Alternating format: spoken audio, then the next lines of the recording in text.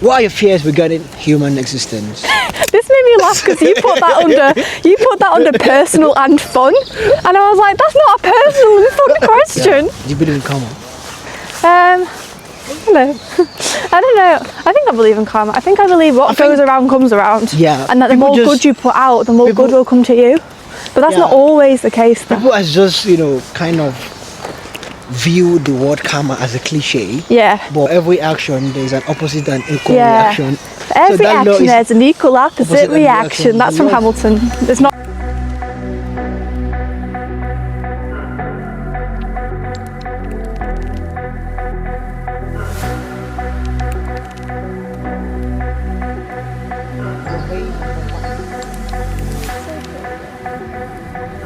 Guys, welcome to my channel. My name is Habib, and today I'm just gonna be having a random chat and a random interview with one of my friends. She's amazing, she's hardworking, and she have this drive, to always want to help people, always want to save the world. She's probably gonna be like a superhero in the nearest future, but who knows. Her name is Heather, and then I hope you guys enjoy this video and make sure you like and subscribe. If you happen to be here for the first time, I feel like you're scared of what you might actually become. That's why you're choosing to be a councillor. No, so I feel like lots of MPs are councillors first, because you run an election, you get voted in, and then when you get more popular, you can use that to become an MP. So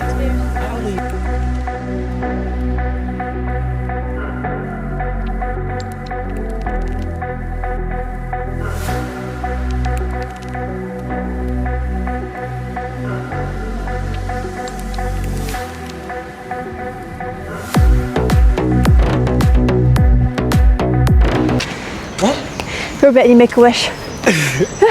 When I was a kid, I used to sit on it. So you can make a wish on it, apparently. So what does this signify? I have no clue.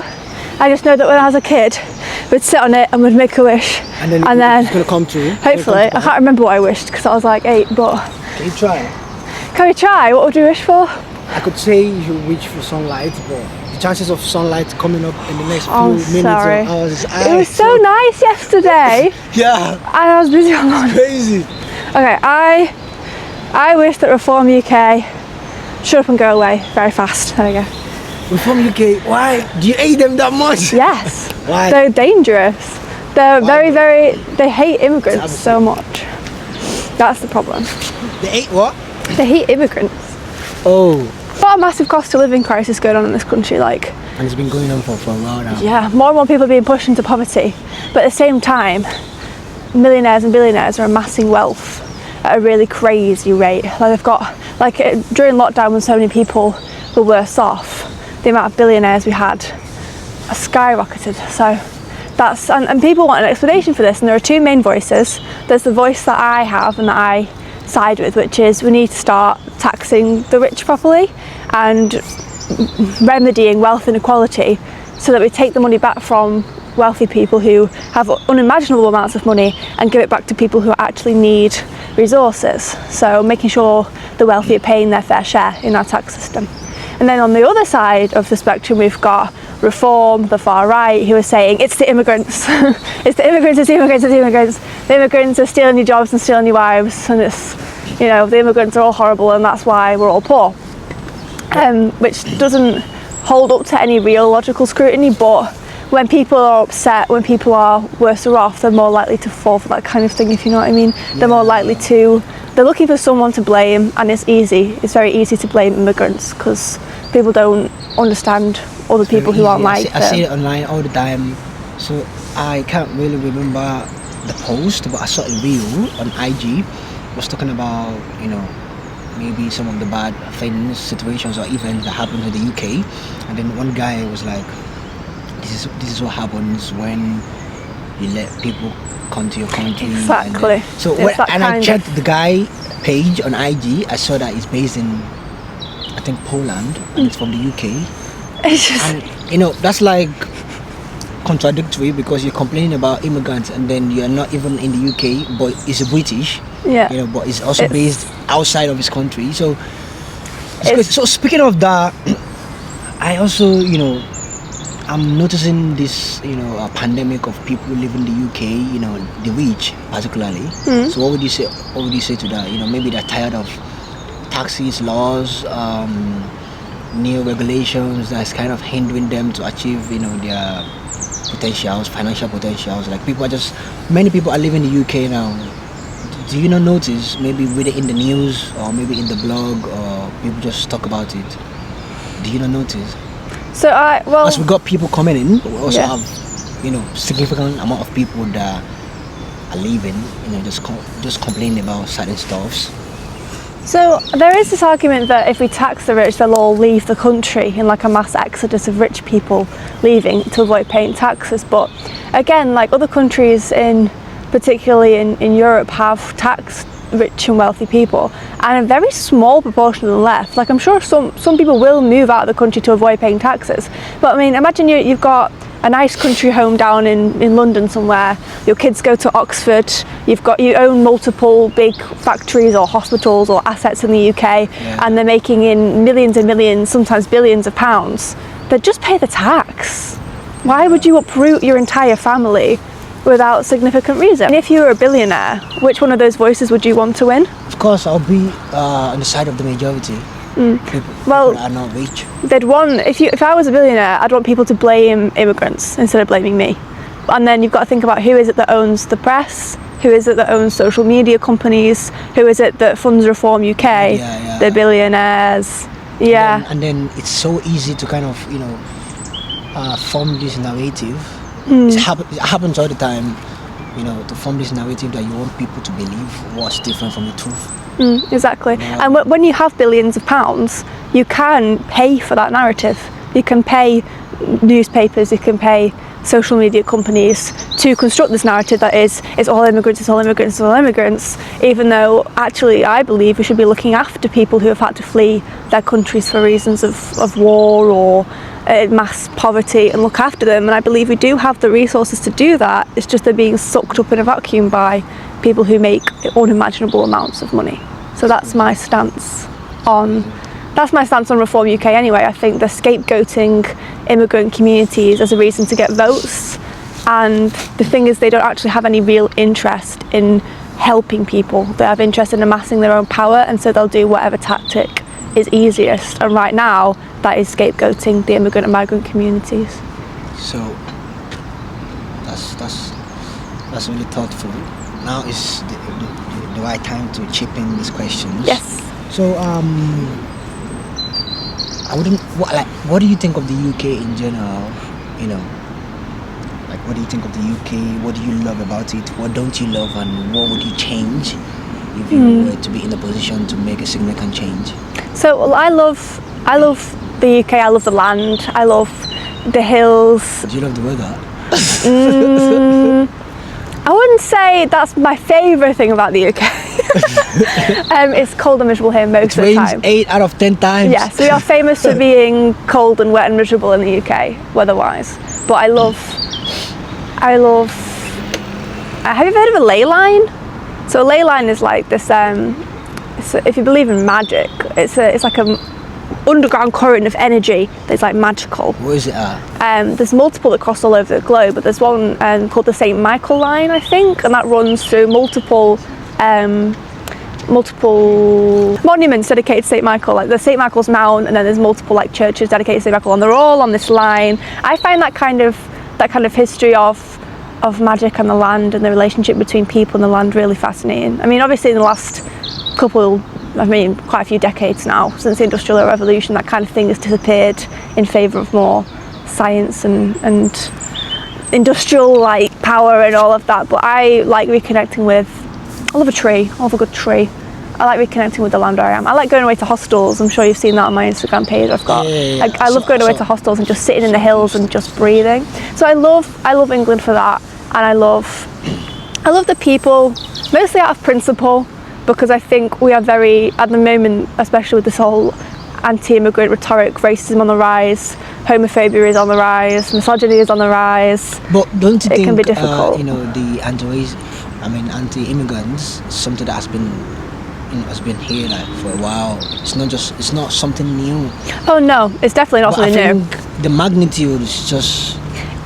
That's what I mean when I say it's on the rise. Yeah. See, so Britain at the end of the day is a colonial state. We've controlled like a third of the world at some point. We've got a very Many bloody years. history. And based on my research, but I'm not sure about the authenticity of what I read. So I read somewhere that the British or the United Kingdom or the English have colonized the Americans once before. Yeah, so How true is that? so it was Like a long time. Columbus, wasn't it? He was it was not like the British, he was entire- English. It was the English people who effectively invaded America, who discovered this new world, and then it was the English colonies who started building up colonies in America. We were the ones who pillaged the Native Americans and starved them out of their lands and took over the country.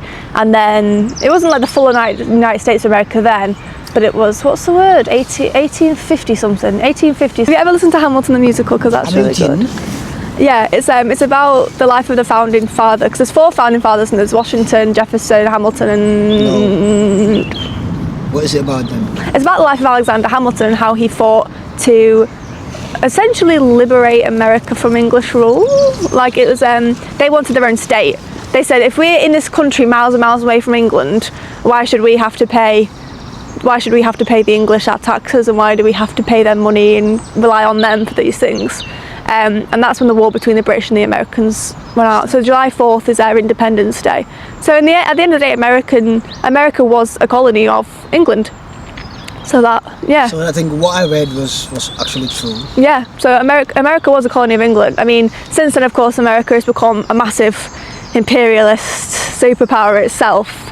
I wouldn't compare it to other colonised countries like the ones in Africa. It's crazy how America is now the unipolar of the world. Yes. From becoming a colony to becoming, the first. But I mean, America has a very bloody history of its own. I mean, regardless of how it's a British colony, it's almost a centre of this Western imperialist colonial kind of mindset that we have.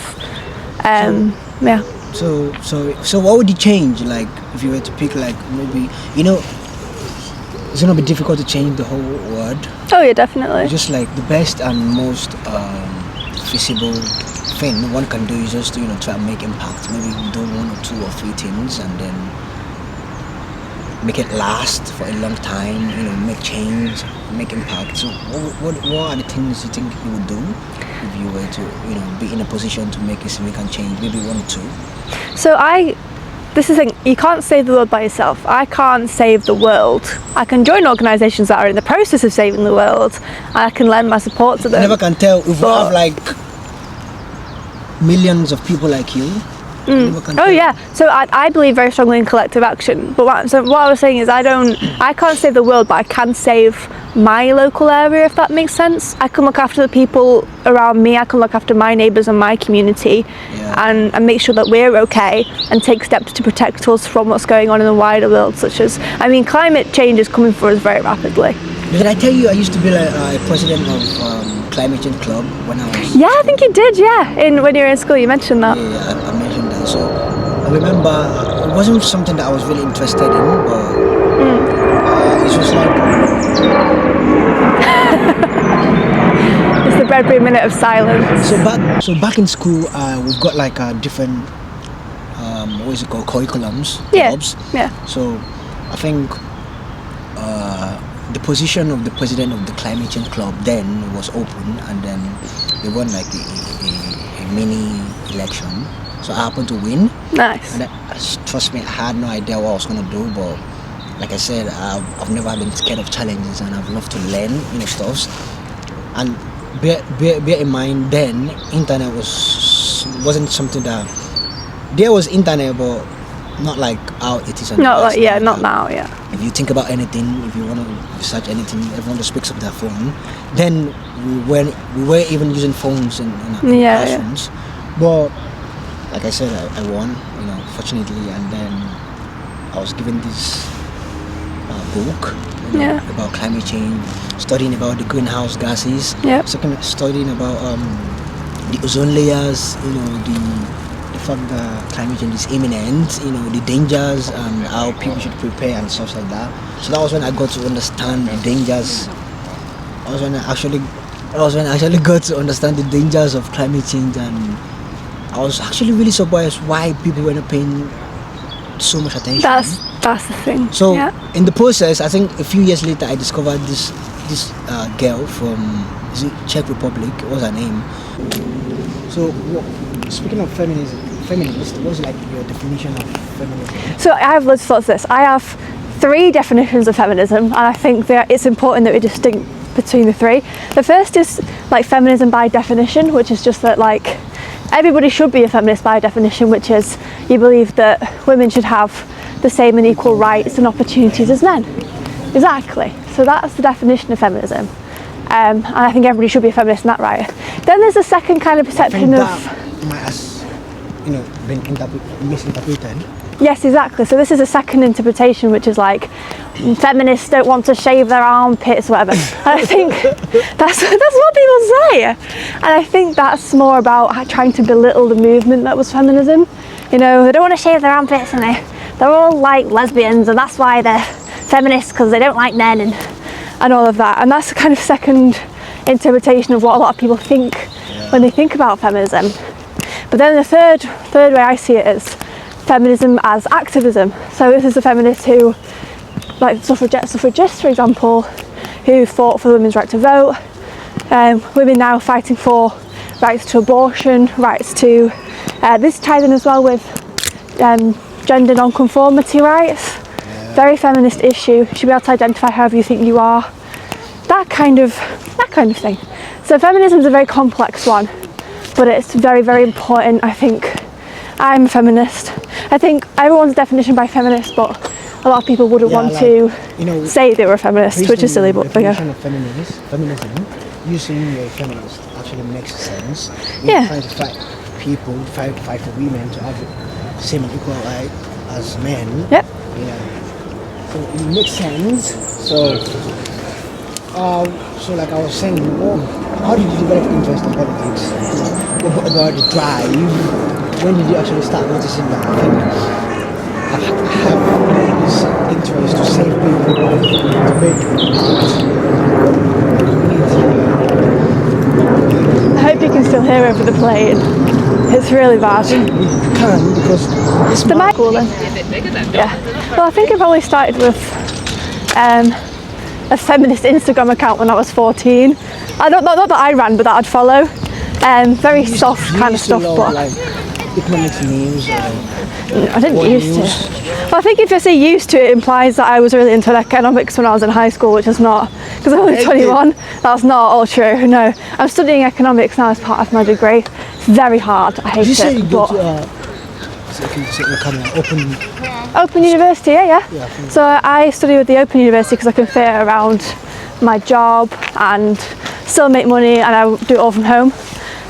So I'm doing politics, philosophy and economics with the Open University. Economics is hard, man. I've never been a maths girly, honestly. I've never been a maths girly.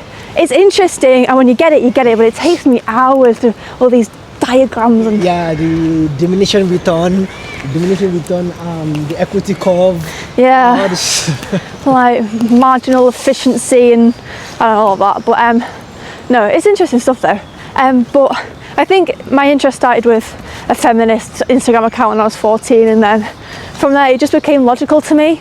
I don't really know what else triggered it, other than I think caring for each other is at the same time caring for yourself, because we can't survive and thrive without other people. Like, my survival and my best interests is the same survival and best interest as the people in my community, the people that are around me geographically in my neighbourhood, who face the same problems. And the best way to solve these problems is by working together. So I care about other people, not just because I'm like a warm-hearted hippie or whatever, but also because it's integral to each other's survival that we do care for each other.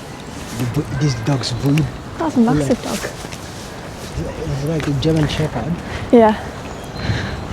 So that's mine for that one. Your parents, what did they think about your drive and your interests? My parents? Yeah. Oh, I don't know if I want to do that. My dad's a massive Tory. I don't want to speak about my dad. She told me. He's a Tory, yeah. Isn't he gonna be looking like, girl, what are you doing? You should do it. Yeah, a little bit. This is like because you're countering what he's doing. Yes. No, he's not interested in politics. But no, let's not talk about what I love about the UK. No, do you know? Yeah, can do. So where the video stopped was where we're talking about America having like a deep history. So that was that's the last place it captured. Okay. Because I mean that was just so how America. You can just summarize it, colonialised. what you don't like about the UK and what you like and what you would change, you know. And is the footage okay? Camera rolling, yeah. Yeah. So what? You asked me what I love about the UK and what I'd change. What I love is the land. I love Wales, like mountains, the hills, the fields. I love going away to hostels, like you've seen it on my Instagram. Yeah. I love going to. I just like sitting in a park somewhere and just breathing. And I love all the history and spiritual history, like ley lines that cross the country, and St. Michael's line, which is like a line of things to do with St. Michael that's in like a straight line, like these little bits of history and magic about England and Great Britain is my favourite thing to study in my spare time anyway. But I think that's disappeared in the last few years since the Industrial Revolution, probably. Right. Like because we've gone all technical, haven't we? We've gone all industrial and technology's risen, and it's harder to find magic when things are so loud. I think. Sounds like you're sick of it. A little bit. Who isn't sick of it? God, my bills have just gone up by £100 a month. Like, I think everybody's sick of it at the minute. Yeah, yeah. But what I would change, I mean, I love the people as well. I mean, England has a very bloody colonial, imperialist past, invading other countries. We had a third of the world at one point, I think. Not very good. I'm not proud of that at all. What were they actually looking for in this country? I don't know. I don't know. They just walk into India and go, this is India, and the Indians are like, this is India? This is not your land, and we're like, it's ours now. That's literally colonialism in a few words. That's what happened. I mean, in the process of all this, the process of colonization, were they naming all these countries, or it was like a pre-existing names? I have no idea. I think it depends on the country. I think some countries maybe we renamed, and some countries maybe they had their own name, but we didn't. That's fine. I have absolutely no. I say we as if I was there. like 500 years ago, I was invading India. No. But that's a good point though, because I think a lot of people say, well, it wasn't me that was a colonial, or it wasn't me that invaded India or any other countries across Africa or any other horrible things that England as a state and Britain as a state has done. Yeah. So, well, we can't take responsibility for that because it wasn't me. It was our great-great-great-grandfathers or whoever. And I get that, and this is why I love the people here, because in principle, I love the people here, and I love people who care about other people. But at the same time, I think it's our responsibility, even if we didn't make those mistakes, to pay reparations for them now, just because the amount of damage caused by our ancestors.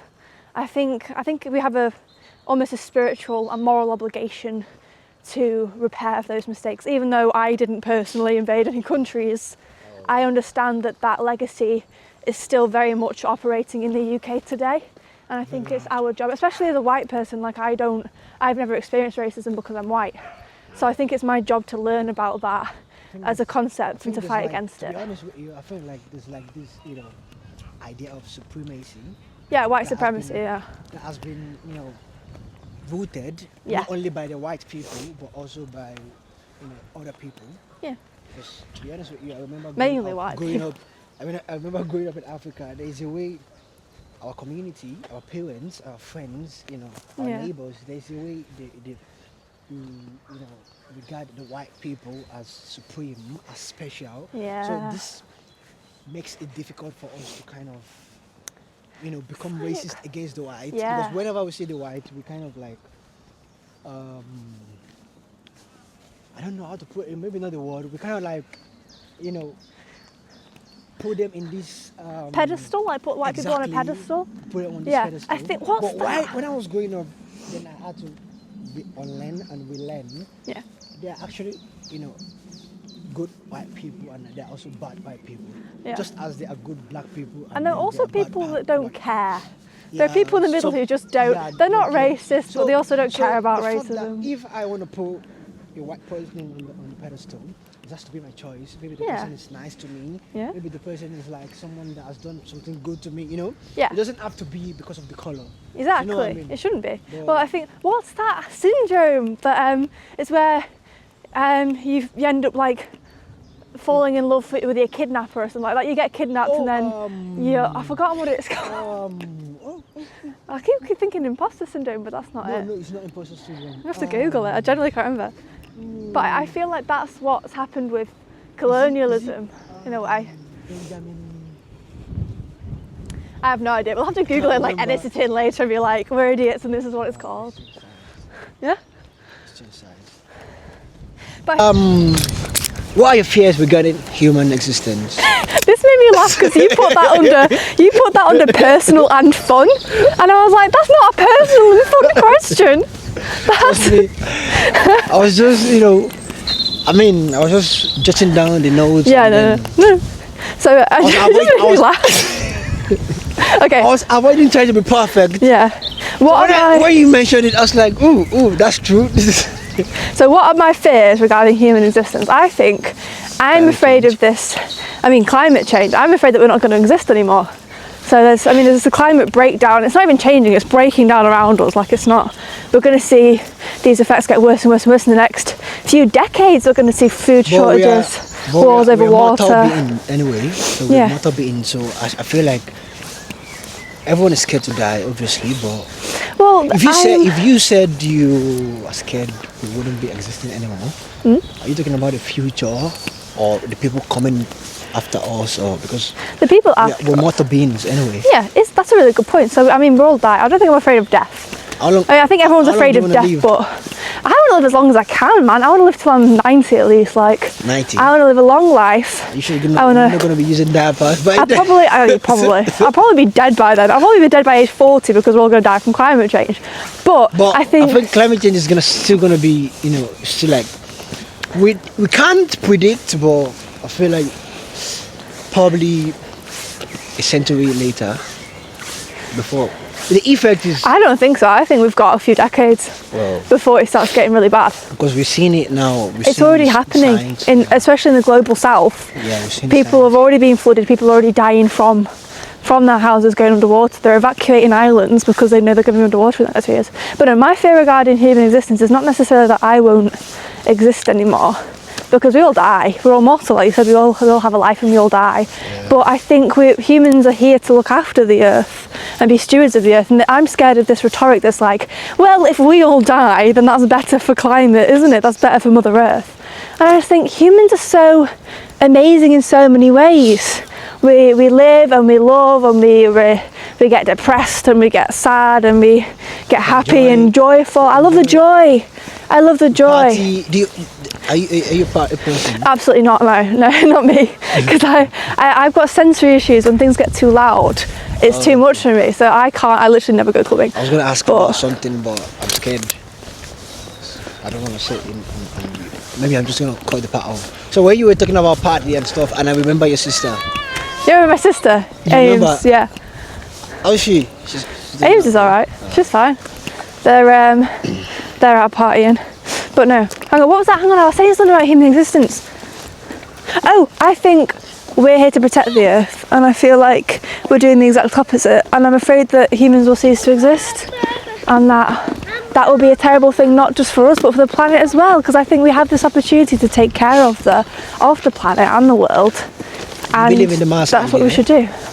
Live in the what? Mass idea, Mass idea? Like collective action? Do you follow Elon Musk? Oh, Elon Musk, absolutely not. The idea that is building a different Earth or a different environment for Elon and Musk. No, I think Elon Musk is a psychopath. That's about it. I don't think we should cut that off the I genuinely have absolutely no positive thoughts about Elon Musk. He's like, I'm going to create another planet. It's like, we have a planet.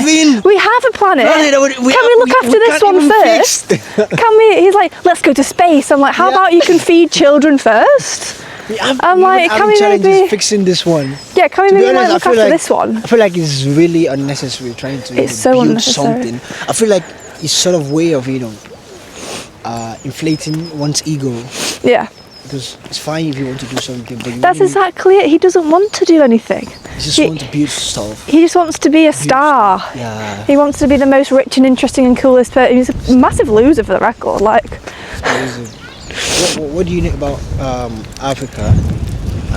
And anything always sparks your curiosity about that, the continent. so I know that Africa is a continent and not a country, which I feel like puts me ahead of most people. Because 100%, 100%. that leaves us out of the park, so we'll go around this way. 100% because I say, many white people from Europe and Asia, only like a few percentage understands the difference between Africa being a continent and it being a country. Yep. Well, I say South Africa isn't the country. People go, do you mean Southern Africa? I'm like, no, I mean the country, South Africa. Anyway, I know that on maps, and I sound like a conspiracy. Do you travel often? No. Not really. I travel in the UK often, like I go to my hostels. I've been a few family holidays, like why is Greece your or case whatever. different? Because 8 out of 10 British people I know, they fly like almost every few weeks. I wouldn't say 8 out of 10. Most people can't afford to fly abroad because it is expensive. But I I think, feel like people, because I mean, we for hate the example- weather here. That's what it is. Do you want to go somewhere in sunny? Burberry, like Oh, that's because almost 67% of people I work with, tell me they're going to Cape Verde. yeah. So Yeah. I was like, so when last have you been out of the UK? I don't. So Abbey Hall, a lot of them do go on holiday a lot. Yeah. But I don't think that's representative of like the country. For me, I think when was the last time I went abroad? I think I last went abroad last year Where? for 1 week in Spain with my boyfriend's family. Oh, okay. So that was, and then I think I've been to Spain the year before that as well. I think I go abroad. I didn't go abroad for like 5 years straight a few years ago. Then I went away with his family a lot. When I was a kid, I used to go away every year with my family to like Lanzarote. We went to Greece one year. So I think I average about one foreign holiday a year, maybe for a weekish. But I kind of prefer traveling in the UK. I mean, it takes so many emissions as well. It's so expensive, and it's flying and ferrying and all of that. It's really bad for the planet. So I'd rather take a train down to a hostel somewhere and chill there for a weekend, to be honest. But I know I do still want to go abroad though. I like travelling. I think travelling is important to understand other people and other cultures as well. Exposure. Yeah, like travelling to Africa. Opens your eyes to different styles, and then it gives like a clarity Yeah. of your pre-existing beliefs. And people might understand immigrants a bit more if they understood where they came from, And people are more willing to look out for other people if they know more about them. That's why travelling is so good for that. Yeah. But no, what was the question? So, what have you learned about Africa as a whole that kind of on surprises Africa. you? So on maps, apparently Africa is kind of skewed, like the way the land is portrayed across the whole world. Yeah. And Africa is actually much bigger geographically than it's portrayed on most maps. Yeah, I think I that's didn't almost. think that's the case. I think that's because it was Europeans that drew the maps and was like, Africa's doesn't important. We'll just do it a little put bit there. It's tiny. Who cares? I think maybe maps made by indigenous cultures and people who actually care about fairness would draw Africa much bigger than it is. It's the second largest continent after Asia, isn't it? And then it's the smallest on the map. Yeah, and it's like really tiny on the map. And you just think that's really silly. So I know that. I know that out of all the states, I think it's only Ethiopia that wasn't successfully colonised. They tried. I think Ethiopia is the only. Because I thought I saw Did they something not try? about Ethiopia not being colonized. I was asking myself why. I didn't know they tried. I thought maybe they didn't just remember to go there. I don't know. I think they probably tried, and they're the only state that successfully fought back. But I don't actually know. I just know that out of all of the how many? There's only over 50 states in Africa. There's only over 50 countries. Out of all of them, the only one that wasn't colonised was Ethiopia. Yeah, but it was just divided up by like the same 4 or 5 European countries: Britain, France, Germany, I think the Dutch, and it's horrible. If you could teleport to anywhere now, where would it be? Where would I teleport to? Yeah. My favourite place is probably Newquay in Cornwall. Where's that? It's like so south of England, very south. The south, pretty much as south as you can get. Cornwall is the little tail on the end of England. That's Cornwall, and I grew up going there once a year with my family. And it's just something about it is different. It's got all those hippie witchy shops that I love, with the tarot cards and the crystals and that kind of thing. I think I love the beaches there because it's a really nice sandy beaches in Newquay, and I love it there. So I think I teleport to Newquay probably just to have a little relax. But I've got too much work to do to stay there long. So. Oh, yes. I know that Nigeria's where you're from, isn't it? Yeah, we're still going there. Yeah, Nigeria's where I'm from. Just because I remember, because that was colonised by England, by Britain, and I know that it's way bigger than most people think it is. It's like 5 times the size of the UK, I think. Really big. Massive. Why do you care about people genuinely? Because it's actually really difficult to be that kind of person in today's world, you know? Yeah.